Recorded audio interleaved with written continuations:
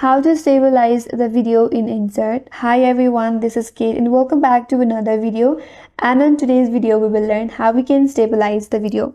So for that, first of all, you have to launch the InShot application in your mobile device. From here, select the video. Now you have to select video from your gallery, or you can continue with one of your drafts as well.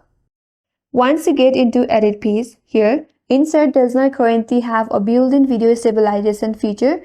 However, here's what you can do to get a smoother results using InShot. So the first method is to use speed tool wisely. So once you're here, you have to tap on the video. After that, swipe this menu bar to your left.